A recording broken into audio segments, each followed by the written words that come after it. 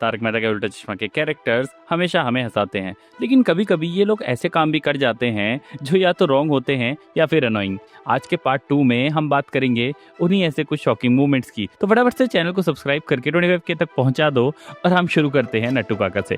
अगर आपको याद हो तो एपिसोड 2609 में एक ऐसा शॉकिंग ट्विस्ट आया था जहां नट्टू काका ने गड़ा इलेक्ट्रॉनिक्स को बिना जेठालाल से पूछे ही बेच दिया था, वो भी सिर्फ इसलिए कि एक दिन पहले जेठालाल ने गुस्से में कह दिया था कि वो दुकान बेचना चाहता है। जेठालाल चंपकलाल गड़ा ये दुकान बेच देनी है, ये दुकान बेच देनी है, ऐसा बार बार कहते हैं, इसलिए ये दुकान का सौदा मैं कर रहा हूँ। देखो यार, बात इतनी सी है कि गुस्से में तो लोग कुछ भी बोल देते हैं, लेकिन नट्टू काका ने तो नेक्स्ट लेवल ही काम कर दिया। अगली सुबह अखबार में एडवर्टाइजमेंट छाप दी और तो और बिना जेठालाल की परमिशन के दुकान सूरमा भाई को बेच भी दी। हाँ, हम ये मानते हैं कि बाद में नट्टू काका और भागा के आइडिया की वजह से ही दुकान वापस मिली, लेकिन इसका मतलब ये नहीं कि जो गलती हुई उसे इग्नोर कर दिया जाए। जेठालाल सिर्फ मालिक नहीं, उनका बॉस भी था और सबसे इम्पोर्टेंट वो उन पे भरोसा करता था, और बिना पूछे दुकान बेचना, चाहे मजाक में हो या मिसअंडरस्टैंडिंग में, वो भरोसा तोड़ने के बराबर है। और इसीलिए नट्टू काका का बिना जेठालाल से पूछे दुकान बेचना इज द वर्स्ट थिंग जो नट्टू काका ने शो में की है। आगे हम बात करते हैं बबीता जी की। जेठालाल की बबीता से ऑब्सेशन के बारे में तो सभी जानते हैं। वो हर वक्त उसके आसपास घूमता है, फ्लैटरिंग करता है और कभी कभी तो उसका बिहेवियर ऑकवर्ड और अनकंफर्टेबल भी हो जाता है। लेकिन इतना सब होने के बाद भी बबीता कभी भी उसे क्लियरली डिस्टेंस बनाते हुए नहीं दिखाई देती, बल्कि अक्सर लगता है कि वो जेठालाल के जेस्चर को ना सिर्फ एक्सेप्ट करती है बल्कि उन्हें एक तरीके से एनकरेज भी करती है। सबसे सरप्राइजिंग मोमेंट आता है जब अय्यर और जेठालाल के बीच में कोई टेंशन होती है। जब भी इन दोनों के बीच में कोई भी मिसअंडरस्टैंडिंग होती है या कोई साइड चूज करनी होती है तो बबीता हमेशा जेठालाल को सपोर्ट करते हुए नजर आती है, चाहे गलती किसी की भी हो। एक वाइफ होने के नाते बबीता का नेचुरल इंस्टिंक्ट होना चाहिए कि वो अपने पति अय्यर की साइड ले, उसके सेल्फ रिस्पेक्ट को डिफेंड करे, लेकिन शो में हमेशा इसका उल्टा ही दिखाया गया है। अय्यर कई बार इंसल्ट होता है, जेठालाल को मजाक बनाता है और हर बार बिना कॉन्सिक्वेंसेस के बच जाता है, और इसीलिए जेठालाल जैसे कैरेक्टर को हमेशा एंटरटेन करना और अय्यर जैसे पति को इग्नोर करना इज द वर्स्ट थिंग जो बबीता ने शो में की है। आगे बात करते हैं दया गड़ा की। हमेशा हंसी मजाक और मस्ती करने वाली दया बेन ने भी एक बार ऐसा काम किया था जो काफी क्वेश्चनेबल था।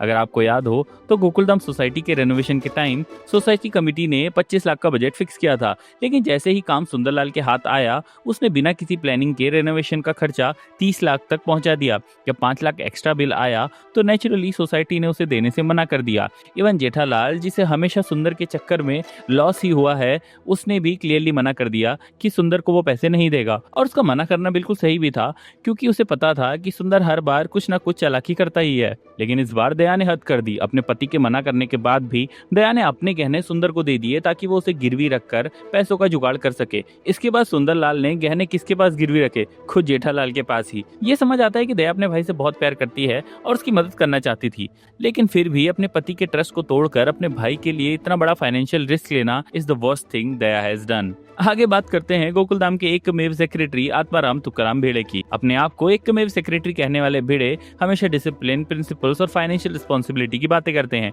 लेकिन जैकपॉट वाले आर्क में उन्होंने एक भी ऐसा काम नहीं किया जो उनके कैरेक्टर को जस्टिफाई करता है। अगर आपको याद हो तो जैकपॉट स्कैम के चक्कर में भिड़े को लगा कि उसने 1 करोड़ रुपए जीत लिया है, लेकिन उस इनाम को पाने के लिए कुछ पैसे जमा करने पड़ते हैं। इस चक्कर में भिड़े इतना ज्यादा इमोशनल और ग्रीडी हो जाता है कि वो अपनी पत्नी माधवी के गहने गिरवी रखने को तक तैयार हो जाता है ताकि पैसों का जुगाड़ हो सके।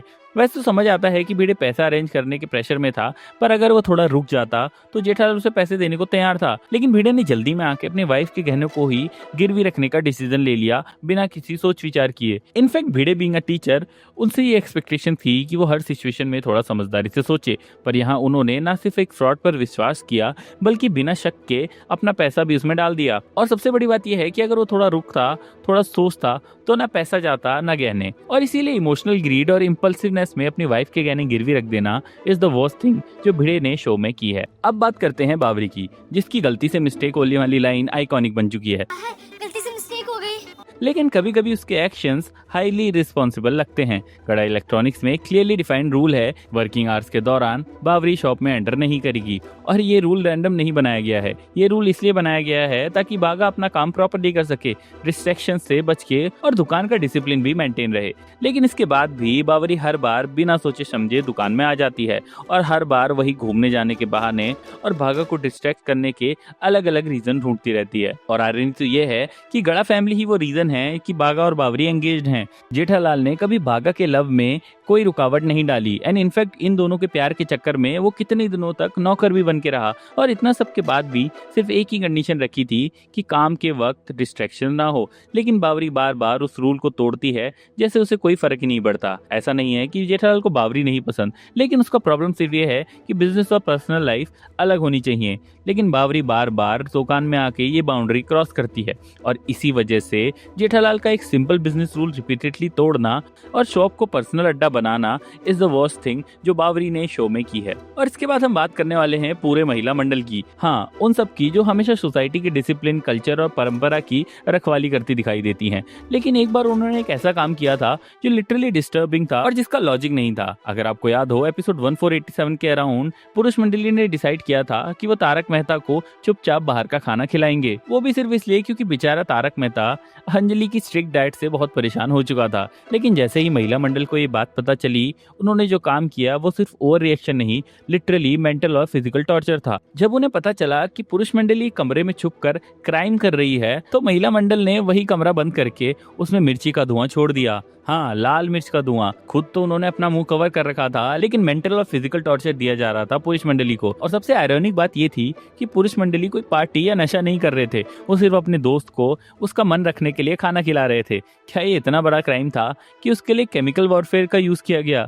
महिला मंडल का ये रिएक्शन क्लियरली दिखाता है कि वो कभी कभी अपने ईगो और कंट्रोल के चक्कर में इंसानियत भूल जाती हैं। जेठालाल, अय्यर, भिड़े सब लोग उस धुएं से परेशान हो गए थे। उनका मुंह, आंख और सांस लेना मुश्किल हो गया था और महिला मंडल को इस बात से कोई भी रिग्रेट नहीं था। और इसीलिए एक छोटी सी बात को लेकर पुरुष मंडली को मिर्ची जला के टॉर्चर करना is the worst thing Mahila Mandal has done in the show. इसके बाद हम बात करते हैं हमारे अपने चंपक चाचा की, गोकुलधाम के सबसे बुजुर्ग और सबसे रिस्पेक्टेड इंसान। लेकिन कई बार उन्होंने भी ऐसे काम किए हैं जो सिर्फ स्ट्रिक्ट पेरेंटिंग नहीं बल्कि पब्लिक ह्यूमिलिएशन की कैटेगरी में भी आते हैं। अगर आपको याद हो तो एपिसोड 1891 के आसपास चंपक चाचा सिर्फ इस बात पर जेठालाल से नाराज हो जाते हैं कि वो डिनर के लिए लेट हो गया था। अब देखिए, हाँ जेठालाल थोड़ा लेट तो जरूर हुआ था, लेकिन उसके पीछे एक वैलिड रीजन था। वो व्यापारी मंडल की एक इंपॉर्टेंट मीटिंग में गया हुआ था। लेकिन जेठालाल कितना भी समझाए, चंपकलाल उसकी बात नहीं सुनते और पूरी बेइज्जती कर देते हैं, वो भी सोसाइटी कंपाउंड में सबके सामने। और ये कोई एक बार की बात नहीं है। अगर आप ध्यान से देखें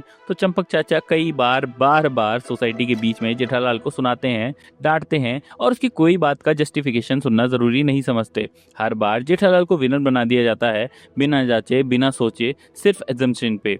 एक तरफ वो सोसाइटी के सब लोगों को समझाने की बात करते हैं और दूसरी तरफ अपने ही बेटे को कभी मौका नहीं देते अपनी बात रखने का। और इसीलिए बार बार जेठालाल को बिना वजह सबके सामने इंसल्ट करना इज द वर्स्ट थिंग जो चंपकलाल ने शो में की है। देखो यार, ये शो की असली ब्यूटी है कि यहाँ पे कैरेक्टर परफेक्ट नहीं है, उनमें भी कमजोरियां हैं, गलतियां हैं और कभी कभी उनके डिसीजन भी प्रॉब्लमेटिक हो जाते हैं। लेकिन यही तो तारक मेहता का उल्टा चश्मा को हमारा फेवरेट शो बनाता है। वैसे ये तो थे मेरे ओपिनियंस शो को लेके, लेकिन आप इस बारे में क्या सोचते हो मुझे कमेंट में जरूर बताना। अगर पोकेमॉन की वीडियो पसंद है तो पिन कमेंट में जाके देख लेना। तब तक के लिए बाय बाय, मैं मिलता हूँ नेक्स्ट वीडियो में।